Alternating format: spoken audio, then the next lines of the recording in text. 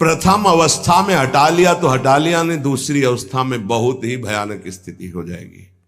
ये अवस्था बदलने में देर नहीं लगती, कहने में देर लगी।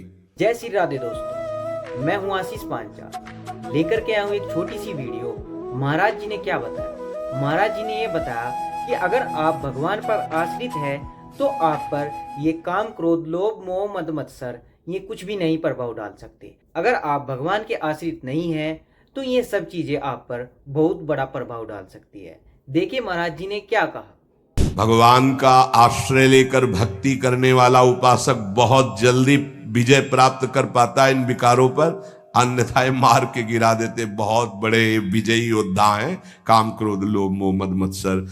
वैसे भगवान ने भी बोला है कि अगर आप मेरी शरण में आ जाओगे, मेरे आश्रित हो जाओगे, तो आपका कोई भी बाल बाका नहीं कर सकता। देखिए महाराज जी ने क्या कहा। हरि बचावे, वैसे कहा भी है हरि ने कि मामेवे प्रपद्यन्ते माया में ताम तरन्ति, ते मेरी शरण में आ जाओ तो बच जाओगे। ना चाहते हुए भी ये काम पापाचरण करा ही देता है। अर्जुन ने ऐसा कौन सा प्रश्न किया था भगवान से कि ना चाहते हुए भी हमसे पाप हो जाता है? ये ऐसी कौन सी चीज है? आइए सुनते हैं महाराज जी के मुख से। अर्जुन ने प्रश्न किया था, ये कौन है जो ना चाहने पर भी बलात् जबरदस्ती पाप करा देता है? तो भगवान ने कहा, वो काम है, वो क्रोध है, और ये महापापी है, अर्थात महापाप कराने वाला है, महाशनो। ये कभी तृप्त नहीं होने वाला, चाहे जितना भोग लो।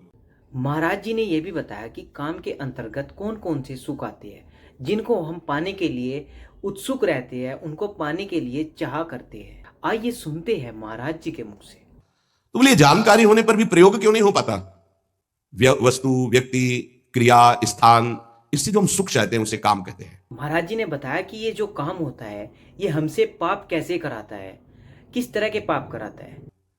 जब तक मनुष्य के भीतर ये बात बनी रहती है कि शरीर भोग से, वस्तु भोग से, पद भोग से हम सुखी हो जाएंगे, तो ये काम पाप ही कराता रहता है। निर्दोष, निर्विकार, निष्पाप होने के लिए इस काम का मर्दन करना आवश्यक है। सहने से ये नष्ट हो जाते हैं। महाराज जी ने यह भी बताया कि जो ये काम होता है ये प्रारब्ध से नहीं होता है, ये हमारी चाहत से होता है। जो हमारी अंदर से चाहत होती है वही हम करते हैं, उसके अनुसार ही हम चलते हैं, इसलिए हमसे ये पाप होते चले जाते हैं। तो आइए सुनते हैं महाराज जी के मुख से। तो हमसे पाप करा रहा है, कोई प्रारब्ध नहीं करा रहा, कोई काल नहीं करा रहा, कोई ईश्वर नहीं करा रहा। काले कर्म ईश्वरी मिथ्या दोष लगाए, ये हमारी चाहत करा रही, अंदर बैठी है, शरीर के भोगों से सुख मिलता है, ये अंदर घुस के बैठ गया है और यही हमसे पाप करा रहा है। महाराज जी ने क्यों कहा कि हमारे लिए भगवान बिक जाएंगे? आइए महाराज जी से ही सुनते हैं। कि आप जो कष्ट सह रहे हैं, आप जो जल रहे हैं, आप जो बेगों को सह रहे हैं, तो इसका कोई परिणाम नहीं, भगवान बिक जाएंगे। ध्यान रखना, वो देख रहे हैं, उनके लिए तुम सह रहे हो। महाराज जी ने साधकों के बारे में और कामी विषयी पुरुषों के बारे में क्या अंतर बताया, इस बारे में महाराज जी ने क्या बोला।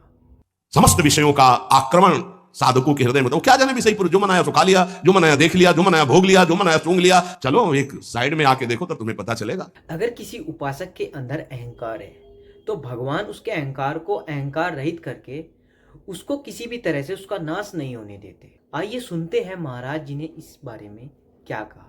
कहीं किसी भी तरह का प्रभाव नहीं होता, तो अहंकार रहित करने के लिए भगवान इशारा कर देते, देखो प्रश्न करके। तो क्या भगवान भ्रष्ट कराते हो? कहते नामे भक्ता प्रणश्यति, किसी भी स्थिति में मेरे भक्त का नाश नहीं होता। भगवदाश्रय, नाम जप और बहुत सावधानी पूर्वक एक एक मिनट व्यतीत किया जाए।